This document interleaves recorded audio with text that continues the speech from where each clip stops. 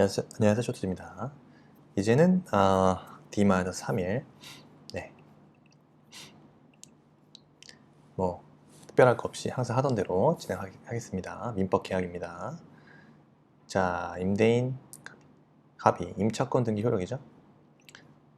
임차일과 주택 임대차 계약 종료하였음에서 임차 보증금을 반환해주지 않았네요.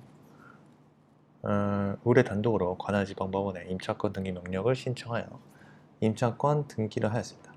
이 경우 을이 임차권 등기 효력, 임차권 등기요. 일단 임차권 등기 제도에 대한 의의를 알아야겠죠? 의의. 일단 임차권 등기 명령 제도죠. 임차권 등기 명령 제도란, 자, 임대차가 끝난 후에 자, 보증금을 받지 못한 임차인이 임차 주택의 소재지를 관할하는 지방법원, 그 다음에 지방법원의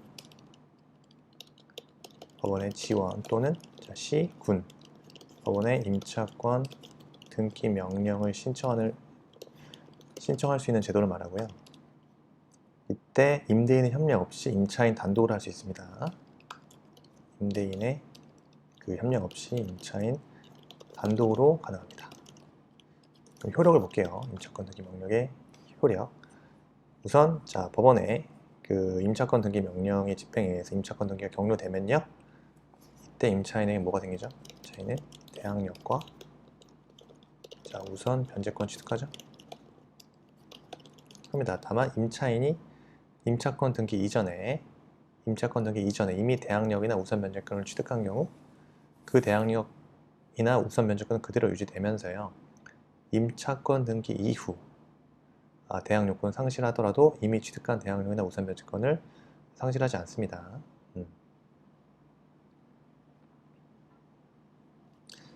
그리고요, 임차권 등기 명령 집행에 따라 임차권 등기가 끝난 주택을요, 그 이후에 임차인은요, 우선 변제 받을 권리가 없죠.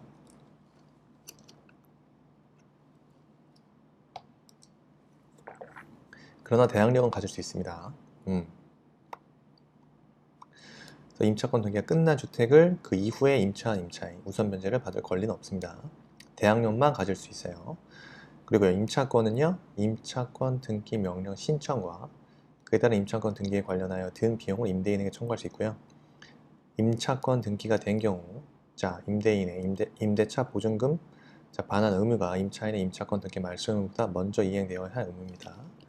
다시 임차권 등기가 된 경우는요, 임대인의 임대차 보증금 반환 의무가 있죠.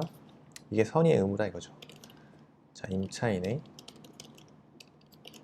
임차권 등기 말소 의무보다 먼저 이행되어야 할 의무.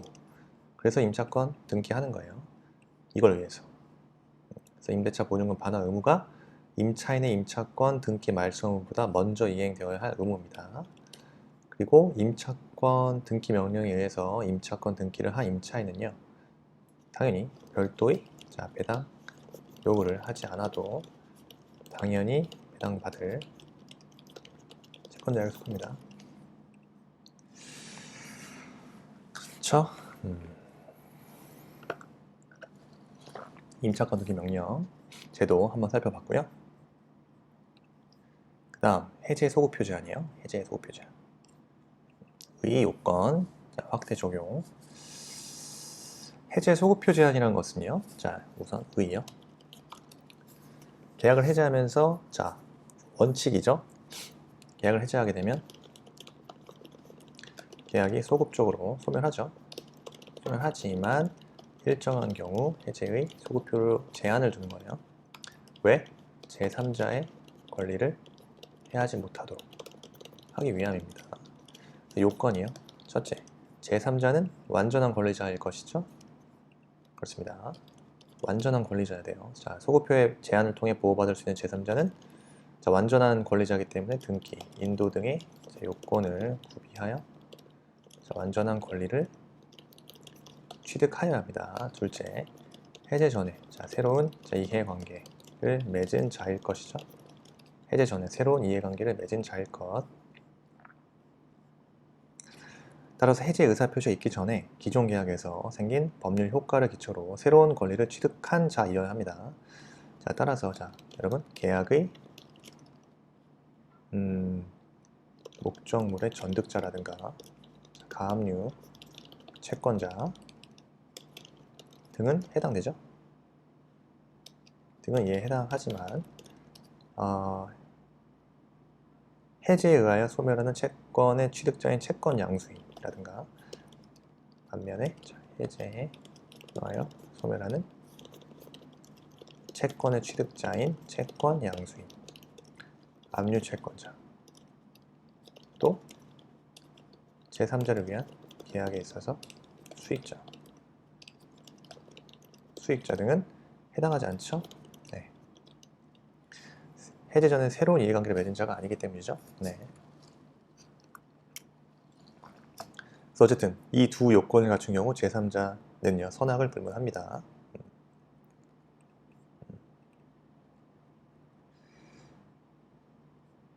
다음 확대 적용. 무슨 말이냐면 해제 후에 말소 등기 전. 자, 확대 적용합니다. 그래서 해제의 의사표시가 있은 후에, 그죠? 해제의 의사표시 있은 후에, 자, 말소 등기가 있기 전에 새로운 이해관계를 맡게 된 제3자에도 확대 적용합니다. 이때도. 그 다음 선의의 제3자일 것이죠. 일단 이 경우 제3자는 해제 전이 아니기 때문에 오로지 선의일 경우에만 보호받고 과실 유무는 자 불문해요. 자, 선악이를 판단하는 시점은 완전한 물권 변동 시를 기준으로 합니다. 따라서 동산인 경우에는 인도시를 기준으로 하고요. 부동산인 경우는 등기시를 기준으로 합니다. 등기시를 그렇죠? 투구표시 이것도 정리하세요. 다음 자 동시한 변권 봤고요. 그렇죠? 동시한 변권. 그래서 상대방 채무가 요건에서 대가적 의미의 채무, 상대방 채무가 변직에 있어야 되고, 자 원칙은 자 선의 의무자의 경우는 원칙이죠. 동시에 한변권이 발생하지 않지만 예외로 상대방 채무의 변제가 도래한 경우나 불안해 한변권 같은 경우 즉 상대방의 재산 상태에 악화가 있어 반대급부 이행을 구하기 곤란한 현저한 사유가 있다. 그러면 선의 의무자에게 동시에 한변권 인정할 수 있다. 그 다음 상대방이 자기의 채무 이행 제공을 하지 않고서 이행을 청구하였을 것이고요. 문제 해결이요. 자, 쌍무계약은 당사자로서 변제기일을 도과한 후에 상대방이 자신의 채무를 이행하지 않으면서 자, 상대방에게 채무 이행을 구하는 것. 자, 그때는 상대방에게 동시에 한변권 행사할 수 있다는 거죠.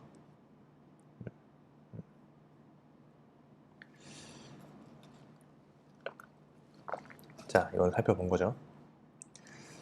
그 다음에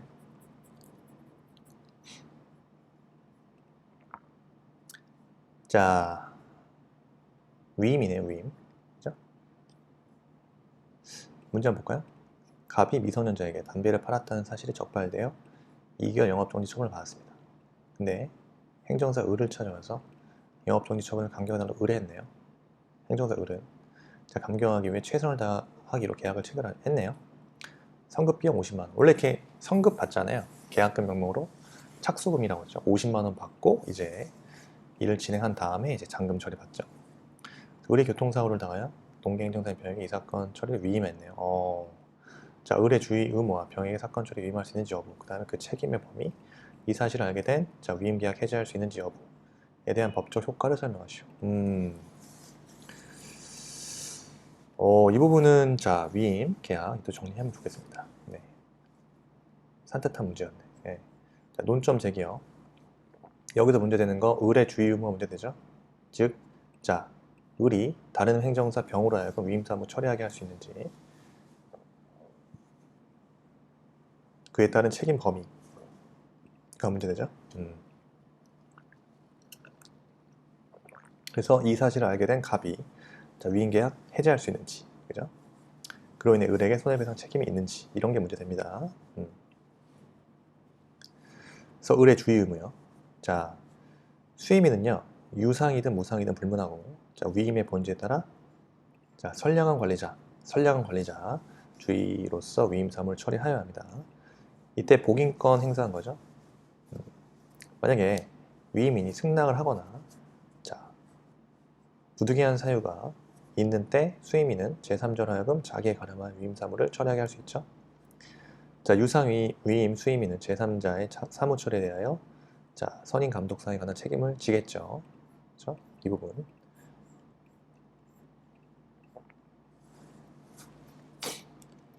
자, 때 여러분 정리하셔야 돼요. 이거 위임인이 승낙을 하거나 자, 부득이한 사유가 있는 때 이때 자, 수임인은요 제3자로 하여금 자기의 가름하여 위임사무를 처리하게 할 수 있죠. 이때도 유상 위임 수임인은요 대부분 돈 받고 왔을 거 아닐까요? 제3자의 사무 처리에 대하여 무슨 의무가 있다? 선임 감독상의 책임을 집니다.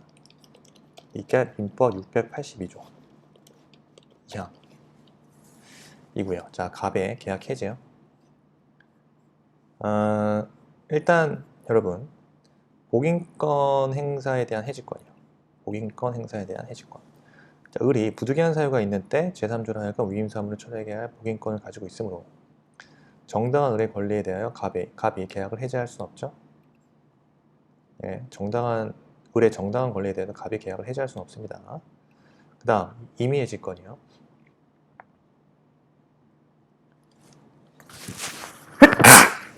죄송합니다. 자, 유상계약이든 무상계약이든 위임인이나 수임인은 언제든지 특별한 이유 없이 자유로이 해지할 수 있습니다. 네, 해지할 수 있어요. 그리고 당사자 일방이 부득이한 사유 없이 상대방이 불합리한 시기에 계약을 해지한 때 그 손해를 배상하면 됩니다. 자, 사안의 검토요.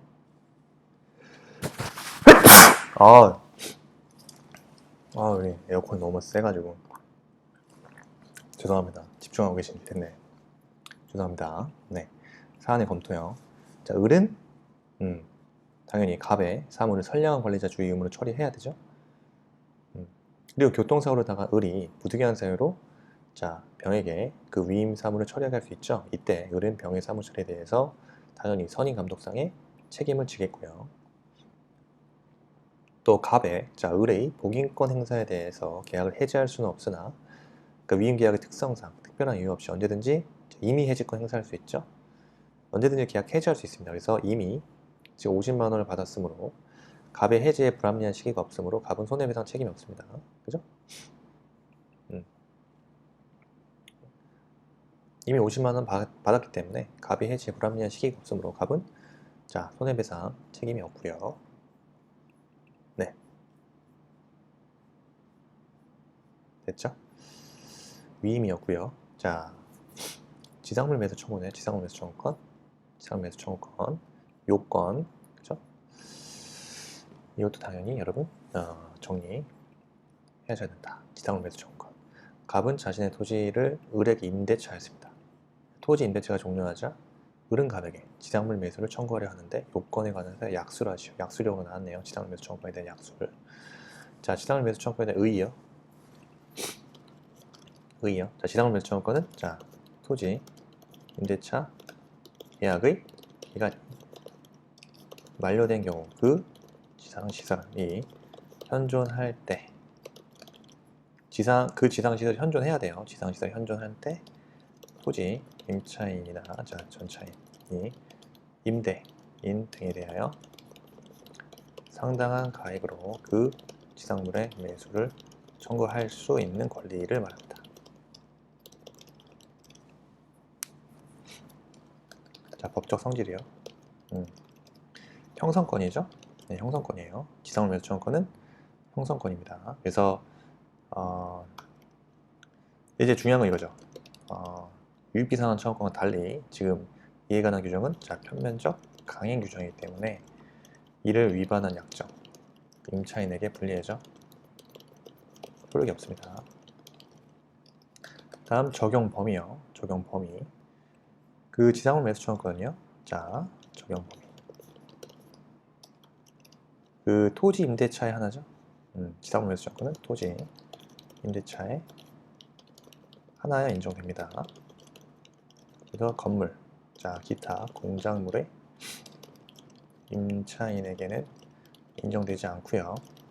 않지마자 일시 사용을 위한 임대차의 경우에도 적용됩니다.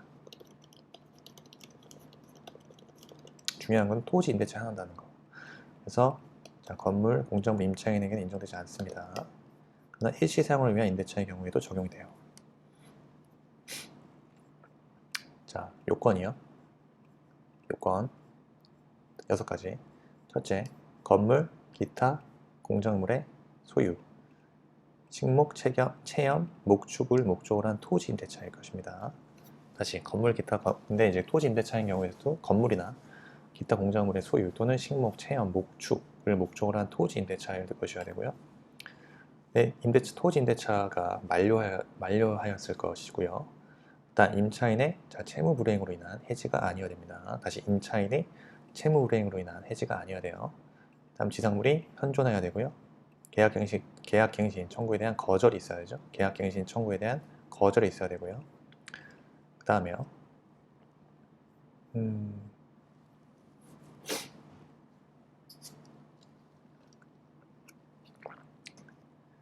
청구권자 및 상대방이요. 지상물 매수 청구권은 누가 하죠? 지상물의 소유자인 임차인 또는 적법한 전차인이겠죠. 따라서 여러분 건물을 신축한 토지 임차인이 건물을 제3자에 양도한 경우 임차인은 지상물 매수 청구권 행사할 수 없습니다. 그래서 지상물 소유자인 임차인이 돼요. 지상물의 소유자인 임차인 또는 적법한 전차인이요. 그래서 임차인이 제3자에게 건물을 양도했다. 그 임차인은 지상물 청구권 행사할 수 없어요. 반대로 상대방은 임차권 소멸 당시의 누굽니까? 토지 소유자인 임대인이죠. 임차권 소멸 당시의 토지 소유자인 임대인이에요. 따라서 임차권 소멸 전에 토지 소유자의 변동이 생길 수 있죠. 그러면 종전의 임대인에게는 청구할 수 없죠. 없지만 임차권 소멸 후에 제3자에게 토지 소유권이 이전된 경우 그때는요 종전의 소유자와 신소유자 모두에게 청구할 수 있습니다. 그래서 원칙은 임차권 소멸 당시 토지 소유자 임대인에게 있다. 그런데요, 신소유자에 대해서는요, 토지 임차인이 지상물 등기를 갖추어야만 합니다. 신소유자에 대해서는 기억하세요. 이거 상대방. 다시 지상물 매수 청구권의 상대방은 원칙적으로 임차권 소멸 당시 토지 소유자인 임대인이죠. 임대인이에요. 그래서 임차권 소멸 전에 토지 소유자의 변동이 생겼어? 그러면 종전의 임대인에게 청구할 수 없죠? 반면에요. 임차권 소멸 후에 그죠?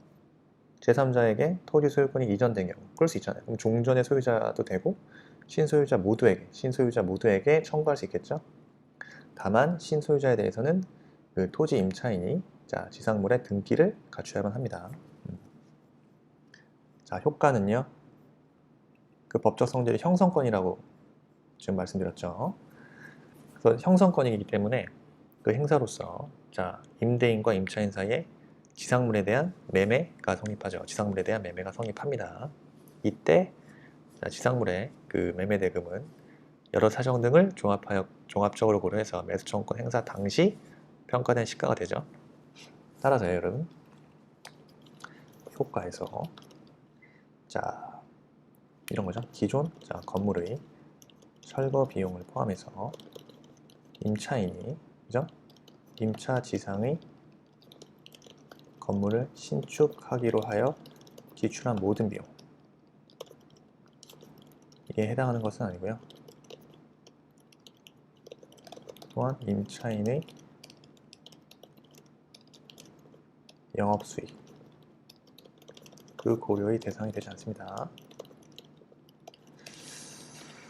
네, 무슨 말인지 아시겠죠? 그래서 효과 그 지상물 매매 대금은 매수 청구권 행사 당시 평가된 시가예요. 따라서 그 기존 건물의 철거 비용을 포함하여 임차인이 그 임차, 지상의 건물을 신축하기로 하여 지출한 모든 비용이 이에 해당하는 게 아닙니다. 그래서 임차 영업 수익도 고려 대상이 되지 않습니다. 그래서 자, 매수청권 행사 당시에 평가되는 시가를 의미하는데 이런 것들은 포함되지 않는다. 그렇죠?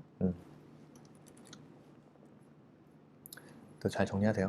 네. 기본소에 체크 돼 있겠죠. 그 다음에요. 화해계약. 화해계약. 화해계약.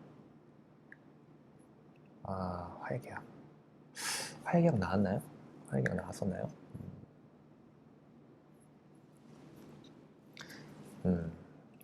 잠시 화해계약을 한번 찾아보죠.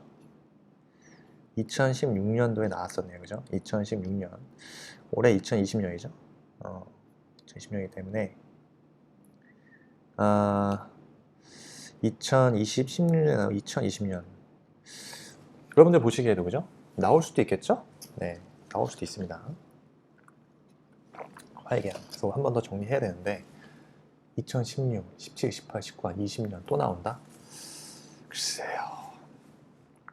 나올 게 많은데 화해계약. 혹시 모르잖아요. 요새 그런 거 있는 것 같아요. 시험 다가올수록 조금 과감해질 필요도 있는데 그 혹시 모르잖아 때문에 정리를 하게 됩니다. 사실상 공부를 다 하게 되죠. 네, 뭐 찍기 강의 이런 거 많이 하잖아요.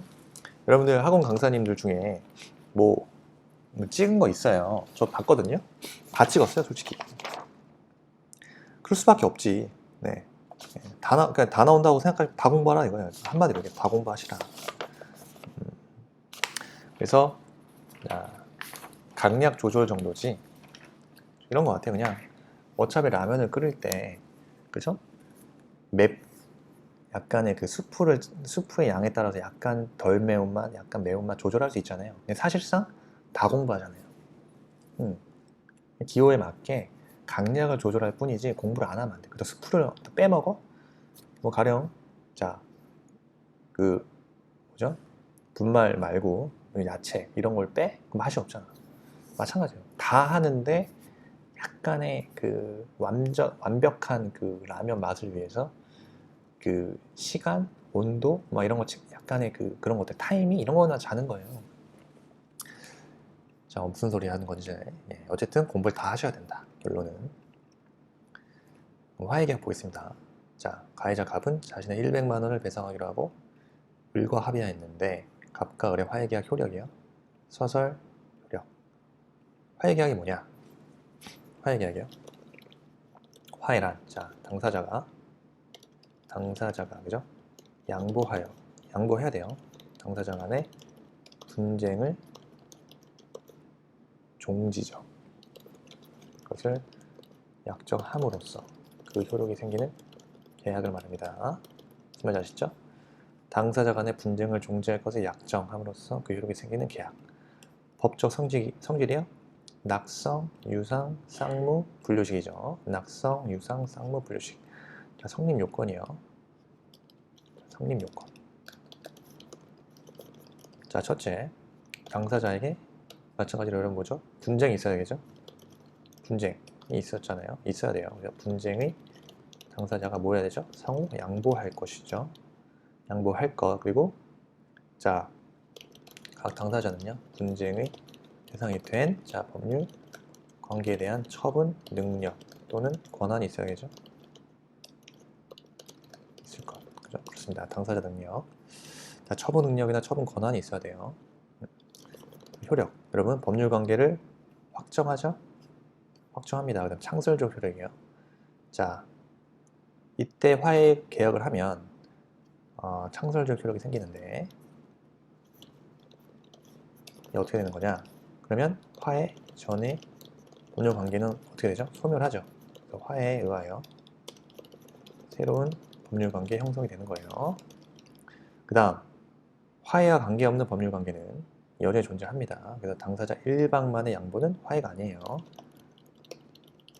양보는 화해라 볼 수 없다. 그 다음에 화해의 경우, 자, 다툼이 있는 자, 법률 관계의 종류에는 제한이 없죠. 따라서 여러분 확정 판결로 확정된 법률 관계는 자, 당사자가 재판상으로 다툴 수 없지만 사실상 다툼이 있으면 화해할 수 있습니다. 확정 판결로 확정된 법률관계, 재판상은 끝났지만 사실상, 자, 사실상의 다툼이 있으면 화해를 할 수 있습니다. 그리고 여러분, 그 당사자가 한계가 있죠. 화해, 자, 당사자가 자유롭게 처분할 수 없는 자, 법률관계. 예를 뭐가 있죠? 신분행위. 이거는 화해의 목적이 될 수 없죠. 그래서 그 효력까지 확정하는 효력, 창설적 효력 이렇게 있다. 자, 화해 간단하게 살펴봤고요.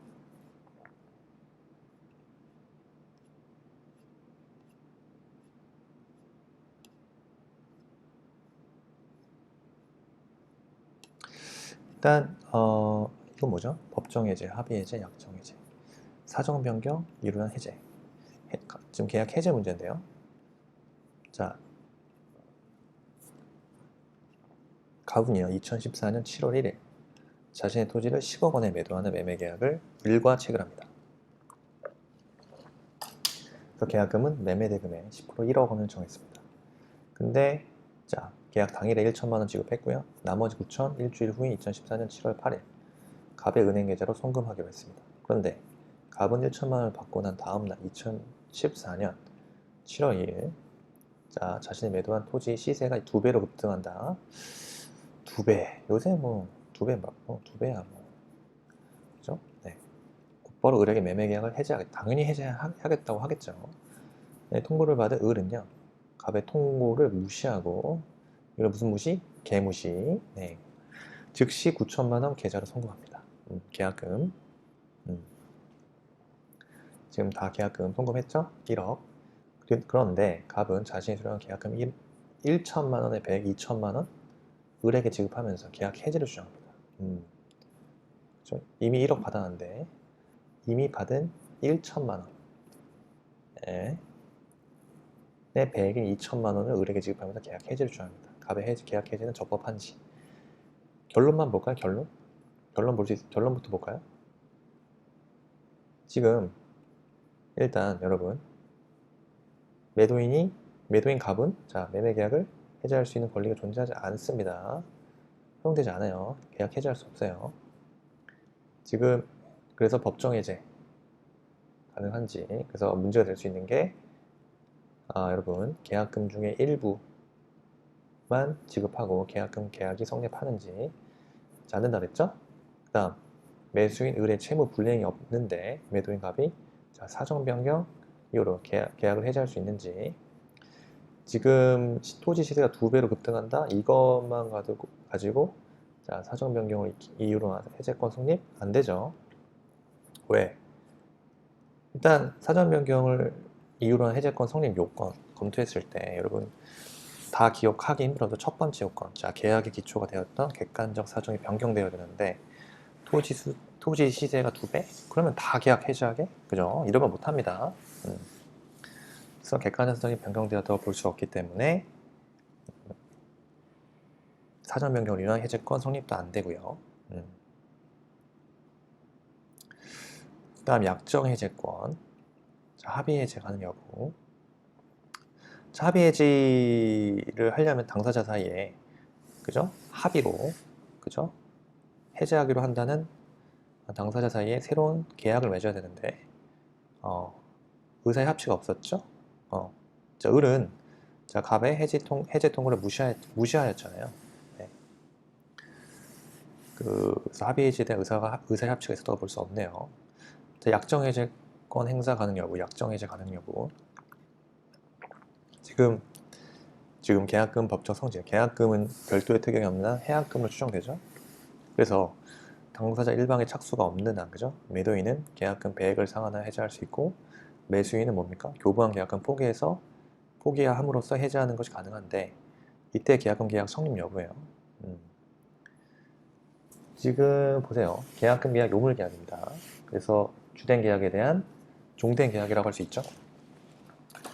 그런데 사안의 경우 계약금은 1억 원으로 했는데 매수인 을이 매도인 자 갑에게 계약금 1억 전액을 지급하지 않은 상태죠. 계약금 계약은 성립하지 않은 겁니다. 계약금 계약 성립 자체가 안 돼요. 따라서 매도인 갑은 매수인 을에게 계약금에 의한 약정해제권 자체를 행사할 수 없습니다. 그래서 갑이 을에게 2천만 원 지급하더라도 매매 계약이 해제되진 않죠. 네, 그렇습니다. 다 봤네요. 어떻게 하다 보니까. 그래서 한 번씩 쟁점을 툭툭툭툭 건드려주는 정도. 자, 법정해제권 여러분 그 행사하기 위해서는요 당사자의 일방의 채무 불이행이 있어야 되죠. 채무 불이행. 자, 그 채무 불이행 요건 뭐 이행지체, 이행불능 채무 불이행 사유가 존재하지 않죠. 따라서 갑은 을에게 법정해제권 행사할 수 없는 겁니다. 그래서 문제 해결은요 다 검토해보니 매도인 갑에게는 매매계약을 해지할 수 있는 권리가 전혀 존재하지 않기 때문에 갑의 매매계약 해지는 허용되지 않죠. 이거 정리하고 갑시다. 사전 변경을 위한 계약의 성립 요건. 첫째, 여러분 외운 거. 자, 계약의 기초가 되었던 객관적 사정의 변경이요. 변경이 있을 것. 둘째, 자, 법률 행위 당시 당사자 쌍방의 규책 사유가 없었을 것. 없어야 되죠.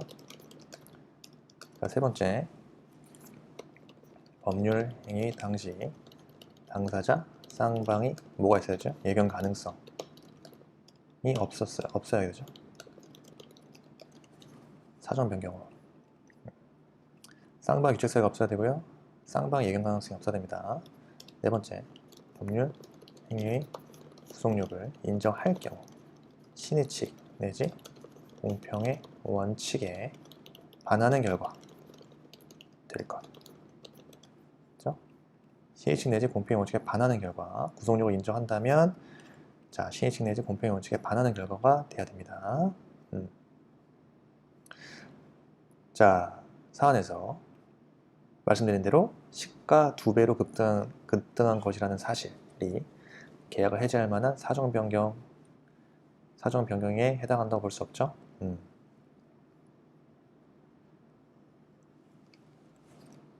그래서 갑은 을에게 사정 변경을 이유로 계약을 해지할 수 없습니다.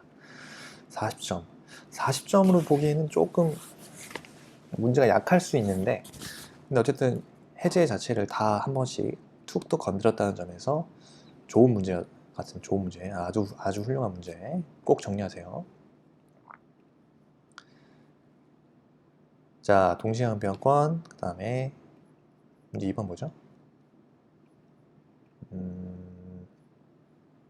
손해배상청구권 문제 2번 같은 경우는 이게 지금 사안이 이중매매에서 부동산 이중매매가 이루어진 경우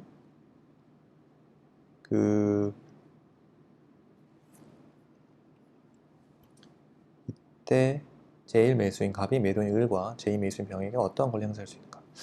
이거는 그죠? 채권 총론 문제인 것 같은데 계약 총론에서 나올 만한 문제는 아닌 것 같은데 나왔습니다. 뭐가 나온들 그냥 풀어보는 거예요, 그죠? 여러분 지금은 그냥 닥친 대로 막 풀어보는 거니까.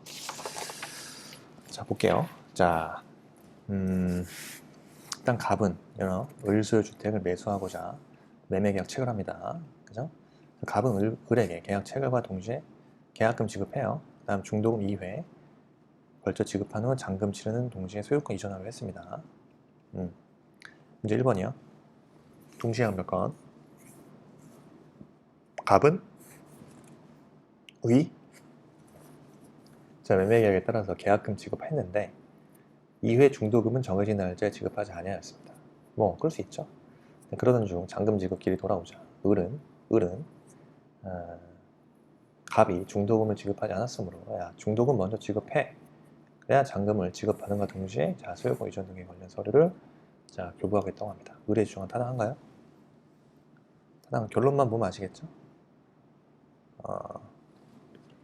지금 사안에서 갑과 을은요, 여러분, 갑이 을에게, 그죠? 갑이 을에게 먼저 중도금을 지급할 의무는 없죠. 그래서 갑의 중도금 지급 의무는 잔금 지급 의무와 함께 을의 부동산 소유권 이전 의무와 동시행 관계에 있습니다.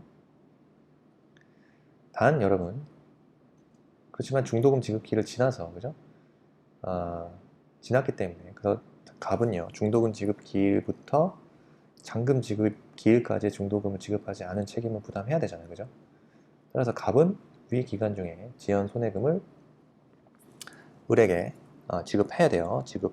지연 손해금이요. 그 지급 의무 역시, 자, 을의 부동산 소유권 이전 의무와 동시행 관계에 서게 됩니다. 1번은 그래요. 1번부터 봅시다. 내가 봐서 2번보단 2번은 이런 거 안 나와요. 근데 1번에서 조금 다뤄야 되는 동시행 관계가 있기 때문에. 자, 문제 제기요. 자, 매매계약의 경우 당사자는 변제기가 도래한 때 동시행 항변권 행사할 수 있죠. 변제기가 도래한 때요. 사안에서 이행시제에 빠진 자, 매수인 갑이 자, 매도인 을에게 동시행 항변권 행사할 수 있는지가 문제되죠. 자, 선의 의무자의 동시행 항변권 행사 여부요. 원칙, 항변권 행사 부정이 됩니다. 자, 매매계약에서 여러분, 매수인의 중도금 지급 의무는 원칙적으로 매도인의 소유권 이전 의무에 앞서서 이행해야 할 선의 의무 맞죠? 선의 의무 맞습니다. 근데 그렇기 때문에 이 경우는 536조에서 정하는 500 동시행 항변권이 적용되지 않습니다. 근데 우리 예외가 있다고 그랬죠? 항변권 행사가 허용되든지 예외, 항변권 행사가 허용되는 예외 지체 중에 변제기가 도래했습니다. 지체 중에 지금 중도금 지체 중에 잔금 기일이 돌아왔어요. 그죠? 그래서 선의 의무가 있는 경우에도 여러분 선의 의무자가 이행을 하지 않고 있는 동안에 상대방의 채무의 변제기가 왔어. 그럼 선의 의무자였던 자에게도 자, 동시행 항변권 인정합니다. 그래서 판례 입장이에요. 자, 판례. 여러분 판례 입장 봐야죠. 판례. 이에 대한 판례요. 판례 입장 한번 써주면 뭐 점수 좀 더 줄 거 아닙니까? 판례 입장은 자, 매수인이 자, 선 이행하여야 할 중도금을 지급을 하지 아니한 채 잔대금 지급 이를 경과한 경우 사안과 똑같은 사안이죠. 이때 자, 매수인의 중도금 및 이에 대한 지급일을 경과한 경우 매수인의 중도금 및 이에 대한 지급일 다음 날부터 잔대금 지급까지의 지연 손해금과 잔대금 지급 채무는요, 매도인의 모와 소유권 이전 등기 의무와 특별한 사정이 없는 한 동시행 관계에 있다. 이렇게 판시한바 있어요. 다시 매수인이 선이행할 중도금을 지급하지 아니한 채 잔대금 지급을 경과하면 자, 매수인은 중도금 및 이에 대한 지급일을 경과한 경우에 자, 매수인이 중도금 및 이에 대한 지급일 다음 날부터 잔대금 지급일까지의 지연손해금 플러스 잔대금 지급 채무. 다시 이 두 지연손해금과 잔대금 채무는 매도인의 소유권 이전 등기 의무와 무슨 관계에 있다? 동시행 관계에 있다. 이겁니다. 이게 결론이죠. 그렇다고요. 그렇습니다. 그리고 예외 2, 불안해 항변권. 마찬가지예요. 매매의 목적물에 대하여 제3자가 권리를 주장하는 경우 매매의 목적물에 대하여 제3자가 권리를 주장하는 경우 불안의 이유로 저당권 실행 같은 경우에요. 경매를 넘어갔어. 이런 거. 대금 지급 거절의 항변권 행사 가능합니다. 그래서 문제 해결이요. 그러니까 판례에서 나온 그대로죠. 자, 갑은 자, 중도금 지급 기일부터 잔금 지급일까지 중도금을 지급하지 않은 책임 부담해야 되기 때문에 자, 지연 손해금과 그 잔대금 잔금 지급 의무 함께 여러분 부동산 소유권 을의 부동산 소유권 이전 의무와 동시행 관계에 있습니다. 그렇죠?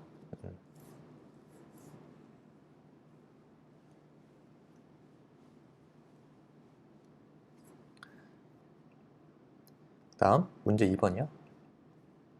갑이 자, 을에게 잔금을 지급하고요. 변심한 을이 병의 적극 권유로 인해서 병에게 주택 소유권 이전 등기를 해버렸어. 소유권 등기를 이전하였어. 이중매매죠. 갑은 어떠한 권리 행사할 수 있는가 이겁니다. 빡친다 이렇게 쓰면 안 되죠. 개 빡친다 이렇게 쓰면 안 되고요. 갑자기 제가 확 빡치네요. 이런 양아치도 아니고. 그래서 문제 제기요. 자, 2번 문제 제기. 사안에서 103조죠. 103조 정리해요. 103조. 반사회, 질서의, 자, 부동산 이중매매가 이루어진 경우입니다. 때 제일 매수인 갑이, 자, 매도인 을과 제2 매수인 누구?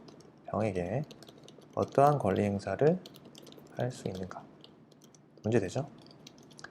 다음 손해배상 청구권 행사하면 되겠죠. 자, 일단 먼저 검토해야 될 게 손해배상 청구권 행사. 사안에서 제일 매수인 갑은요, 매도인 을에게 채무불이행 또는 불법행위에 의해 손해배상 청구할 수 있죠? 얼마든지. 제일 매수인 갑은요, 매도인 을에게 뭐 할 수 있죠? 자, 채무불이행 또는 자, 불법행위를 이유로 한 자, 손해배상 청구 할 수 있고요. 또 병에게죠. 매수인 병을 선택해서 불법행위를 이유로 한 손해배상 청구 가능합니다. 750조. 그 다음이요. 왜냐하면 지금 병이 적극 권유했기 때문에 그래요. 그래서 불법행위를 위한 손해배상 청구 선택적으로 할 수 있다. 다음, 대위 말소 청구권 행사요. 대위 말소 청구권. 지금 제2 매수인 병이 그죠? 등기가 이전된 이상 제일 매수인 갑은 어떻게 합니까? 매도인 을에게 소유권 이전 등기 청구권 행사할 수 없게 됩니다. 그죠? 그래서 제일 매수인 갑은 제2 매수인 병에게 직접 자신에게 등기 이전 청구할 권한이 사라져버려요. 다만 여러분 그렇게 끝나면 안 되죠? 자, 제일 매수인 갑은요, 매도인 을을 대위하여 이 매수인 병의 명의로 등기를 말소 청구할 수 있을 뿐이죠. 자, 을에 대한 채권자로서 채권자 취소권 행사할 수 없고요. 그래서 병의 제일 매수인 갑은 매도인 을을 대위하여 자, 제2 매수인 병의 등기를 말소 청구할 수 있을 뿐이다. 그래서 그리고 을에 대한 채권자로서 여러분 채취는 행사할 수 없다. 채권자 취소권 행사할 수 없다. 이거는 그냥 요 문구가 넣어주세요. 을에 대한 채권자로서 자, 채권자 취소권 행사할 수 없다. 행사할 수 없다.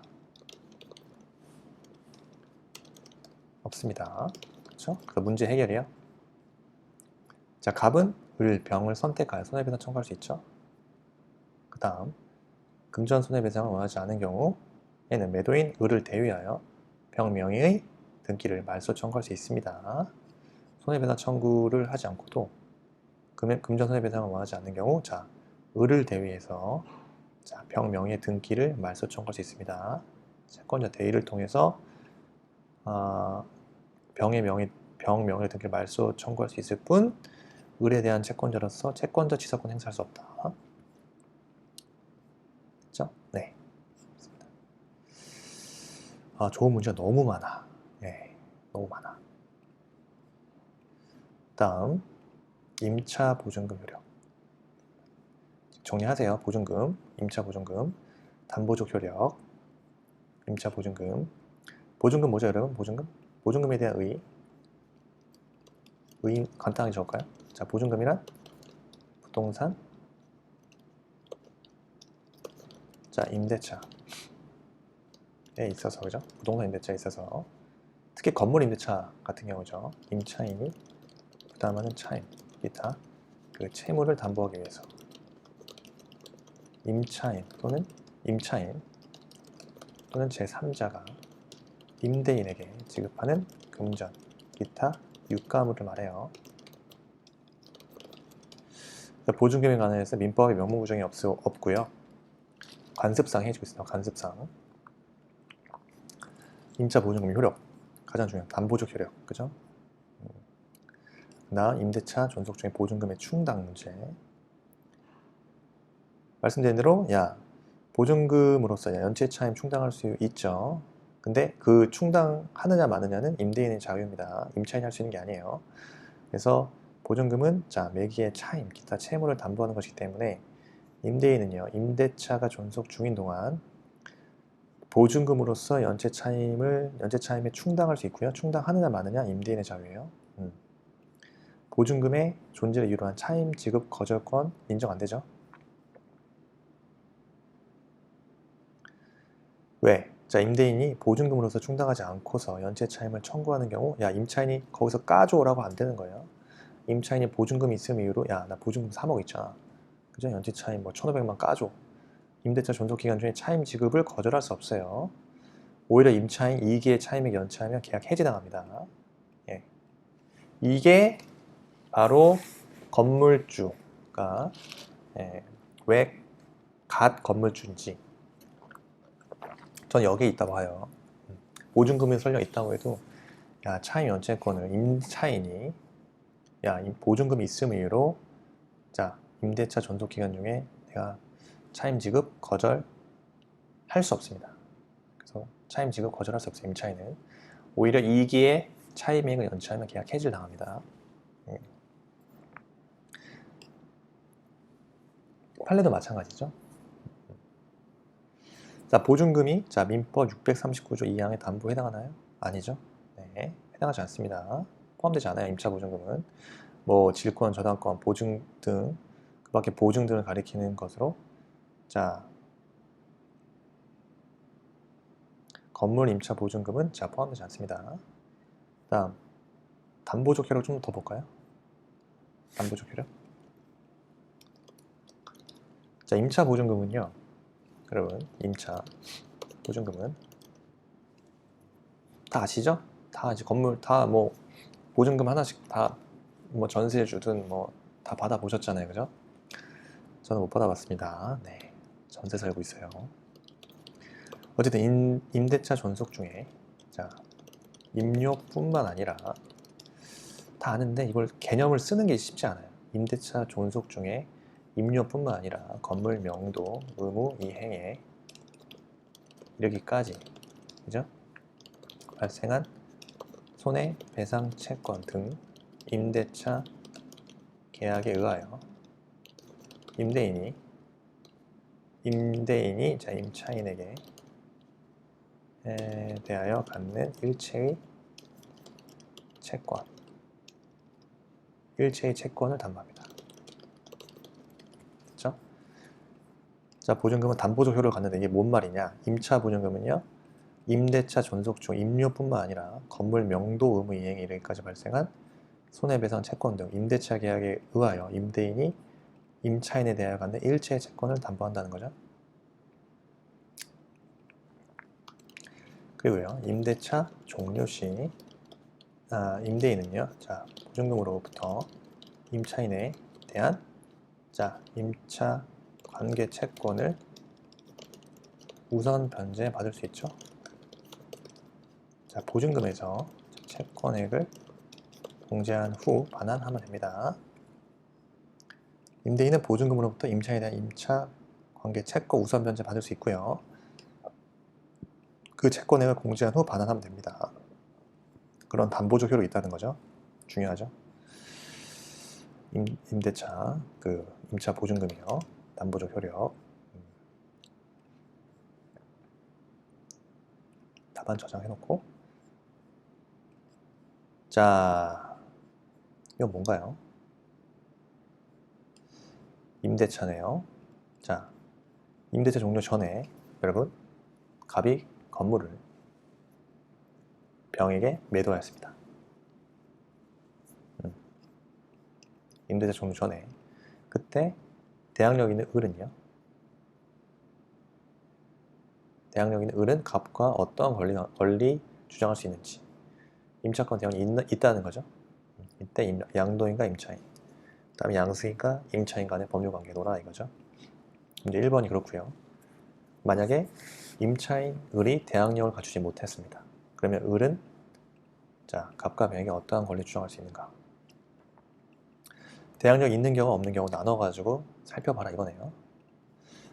자, 중요하겠죠? 임차권 대항력에 대해서 사례 문제형으로 나온 거네요. 이 사례 문제가 꼭 길게 안 나와도 이렇게 핵심만 바로 물어보는 거, 이게 더 어려울 수도 있어요. 오히려 모르면 못 쓰니까. 그러니까 문제 1번 같은 경우는요, 임대차 종료 전에 여러분, 그러니까 임대인 갑이 제3자 병에게 건물 매도한 사항이죠. 대항력 갖춘 임차인 을이 양도인과 양수인에게 어떠한 권리 주장할 수 있는지. 그래서 먼저 양도인과 임차인 간의 법률 관계 살펴보면요, 지금 이미 연체 차임 채권이나 연체 차임권이나 손해배상 채권 등 그건 이미 존속하는 것은 제외하고요, 변론을 하고, 장래에 대한 계약 관계가 소멸하고요, 지금 계약 기간이 만료되지 않은 상태에서는 청산 의무 부담하지 않고요, 특별한 사정이 없는 한 양도인의 채무불이행 책임은 발생하지 않습니다. 대항력 갖고 있으면요. 그다음 양수인이요. 양수인이 양도인의 임대차 계약상의 지위를 승계하죠.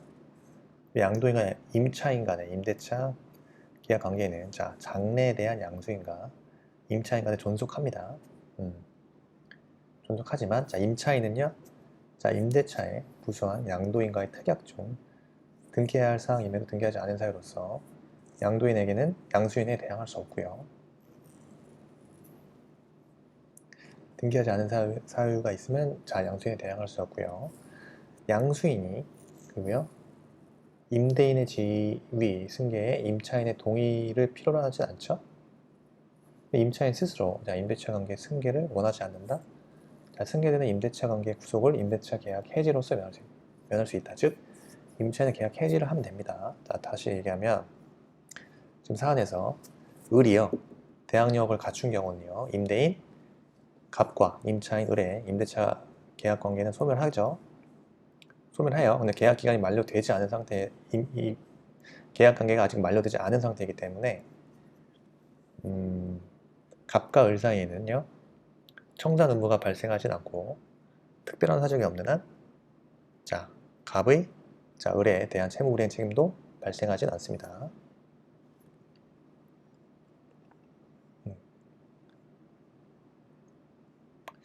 그리고 병과의 관계에서 병이 갑의 임대차 계약상 지위를 승계하게 되고 병과 을 사이의 임대차 계약이 존속합니다. 그런데요, 을은 임대차에 부수한 갑과의 특약 중 등기해야 할 사항임에도 등기하지 않은 경우 병에게는 대항할 수 없고요. 만일 을이 스스로 임대차 관계의 승계를 원치 않는다? 그럼 임대차 계약 해지할 수 있습니다. 그렇고 대항력이 없는 경우죠. 사안에서 2번 같은 경우는 임차인 을이 대항력을 갖추지 못한 상태에서 임대인 갑이 제3자 병에게 매도한 경우, 그래서 소유자가 변경된 경우죠. 그래서 대항력 없는 을은 기존의 임대인 갑과 매수인 병에게 어떠한 권리 주장할 수 있는가? 먼저 1번이요. 양도인과 임차인 간의 법률 관계죠. 일단 원칙적으로요, 임대차 관계는 존속합니다. 네, 존속해요. 그런데요, 양수인의 그 물권적 청구 행사에 있어서가 문제가 되는 거예요. 임차인이 응하여 임차물을 반환한 경우, 양도인과 임차인 간의 임대차 관계는 더 이상 지속할 수 없겠죠. 이때는 해지 의사의 표시도 없이도 종료되고요. 임차인은 양도인에게 보증금 반환 청구, 비용상환 청구, 부속물 매수 청구, 그리고 이행불능에 의한 손해배상 청구를 할 수 있게 되죠. 또 임차인이 양수인으로부터 목적물 반환 청구나 임료 내지 그 상당의 지급 요구를 받았다. 그 임차인은 이행불능으로 인한 임대차 종료 또는 불안해 항변권 내세워서 그때 이후에 양도인의 차임 지급 청구를 거절하면 됩니다. 좀 어렵죠. 이게 그런 거예요. 일단 기존의 양도인에 대해서 보증금 반환 청구권, 비용상환 청구, 그 다음에 부속물 매수 청구, 부속물 매수 청구, 그 다음에 이행불능에 따른 손해배상 청구를 할 수 있고요.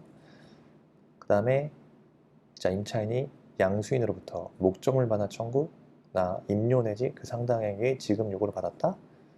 임차인은 이행불능에 의한 임대차의 종료 또는 불안해양변권을 내세워가지고 그때 이후에 양도인 차임 지급 청구 거절하면 됩니다. 거절할 수 있어요. 자, 양수인, 임차인 간의 관계죠. 지금 이 경우는 임차인은 양도인에 대한 그 임차권이나 그죠? 보증금 채권으로서 양수인에게 대항을 못하죠. 대항력이 없다고 하니까. 그래서 양수인이 소유권에 대한 물권적 청구권 행사하면 임차인은 깨갱해야 돼요. 이에 응해야 돼요. 깨갱. 그래서 양수인 명의로 소유권 이전 등기가 격려된 이후 임차인 점유는 뭐가 됩니까? 특별한 사정이 없는 한 양수인에 대한 관계에서 불법 점유가 돼버려요. 불법 점유. 그래서 양수인은요. 임차인에 대한 손해배상 청구 또는 부당이득 반환 청구 가능합니다. 가능해요. 임차인은요. 양수인 명의로 소유권 이전 등기가 격려되기 전에 그 임차물에 지출한 비용에 관해서 양수인에게 유치권을 행사하면 되죠. 유치권 행사로 인한 점유는 불법 점유가 아닙니다. 유치권으로 행사하면 됩니다. 그 점유로 인한 실질적 이득이 있다면 그로 인한 손해를 입은 양수인은요. 다시 그 이득에 대해서 부당이득으로 반환 청구하면 되고요. 복잡합니다. 약간. 문제 해결. 우선요. 양도인 갑과 임차인 을이죠. 을 사이에서는 원칙적으로 임대차 관계는 존속하지만 병에게 건물을 반환하여 준 경우 임차인 을은요. 양도인 갑에게 보증금 반환 청구, 비용 상환 청구, 부속물 매수 청구와 이행불능에 의한 손해배상 청구 행사할 수 있어요. 그리고 두 번째, 임차인 을은요. 양도인 갑에 대한 임차권이나 보증금 반환 채권 있죠? 이건 살아있잖아요. 그죠? 로서 그렇지만 대항력이 없기 때문에 양수인 병에게는 대항할 수 없습니다. 그래서 병이 소유권에 대한 물권자 청구 행사하면 을은 그냥 이에 응해야만 하죠. 그 다음 병명의의 소유권 이전 등기가 격려되면요. 임차인 을의 점유는 불법 점유가 되고요. 병은 임차인 을에 대한 손해배상 청구 또는 부당이득 반환 청구 할 수 있어요. 임차인 을은요. 양수인 병 명의 소유권 이전 등기가 격려되기 전에 임차물에 지출한 비용에 관하여 양수인 병에게 유치권 행사할 수 있고 유치권 행사로 인한 점유는 불법 점유가 아니므로 그 점유로 인한 실질적 이득이 있으면 병에게 반환하여야 합니다. 이상 오늘 여기까지 할게요.